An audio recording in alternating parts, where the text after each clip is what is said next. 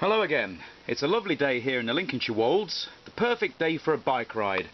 So I'm off to visit a rather interesting old church in the tiny hamlet of Belo.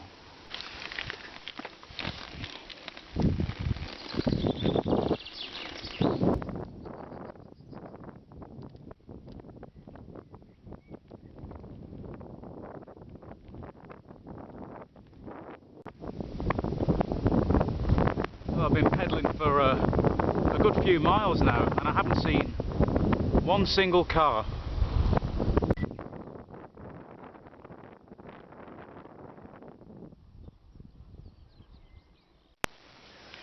Well, here I am in Belo.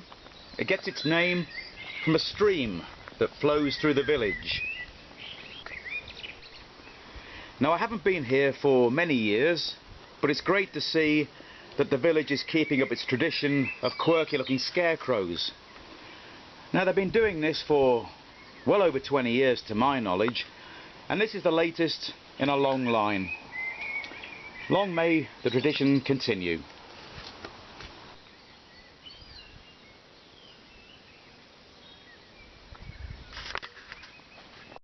Now, I've always loved this old structure. It's a post-medieval dovecote, and it's all that survives of a medieval manor house that once stood here.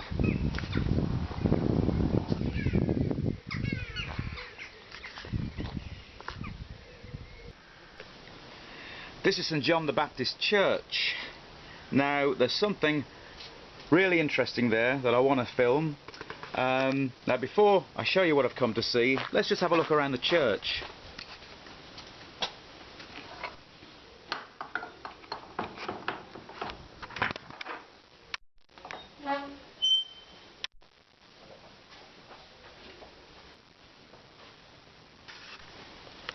Now, some of the architectural features of the church date from the 13th century, but most of what you see here was largely rebuilt in 1862.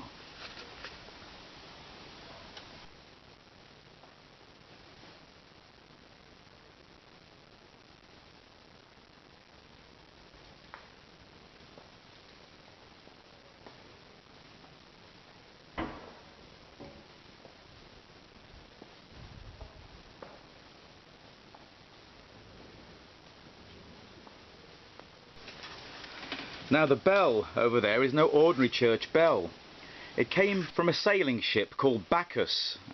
It was launched from Liverpool in 1867 and it was wrecked on the east coast not far from here in November 1902. Now, the bell was bought at auction and eventually it ended up here.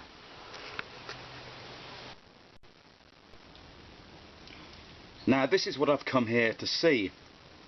This is the tomb of a knight crusader, one of the Knights Templars. Now, the Templars were a Christian order of knights sent to the Holy Land to protect pilgrims from being robbed and killed as they passed through Muslim-controlled territories. During the Crusades, which were a series of medieval religious wars, the Templars secured a reputation as highly skilled and ferocious fighters. They were religious zealots who fought to the last man even when heavily outnumbered. Now, the tomb has not always resided here.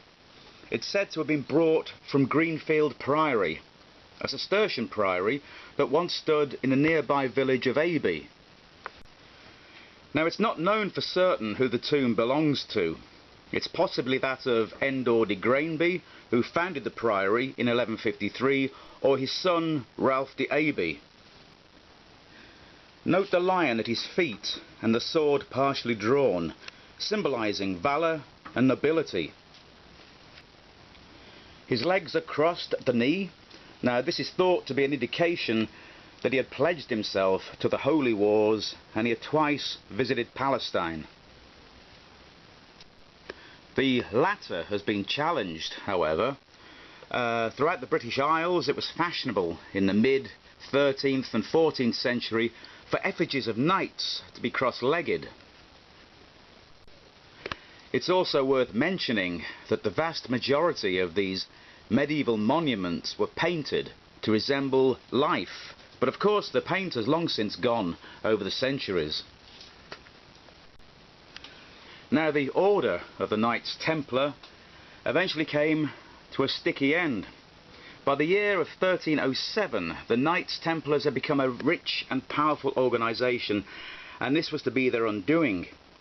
Fearing their power, the Vatican ordered the destruction of the order, so on Friday the 13th, 1307, the Templars were arrested and charged with heresy. Many of them were tortured and burnt at the stake. Now some claim that this is the origins of the unlucky Friday the 13th superstition.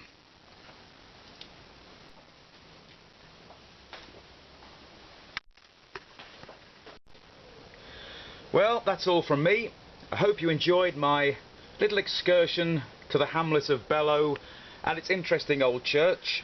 I'm going to hop back on my bike and I'll see you again next time. Cheers!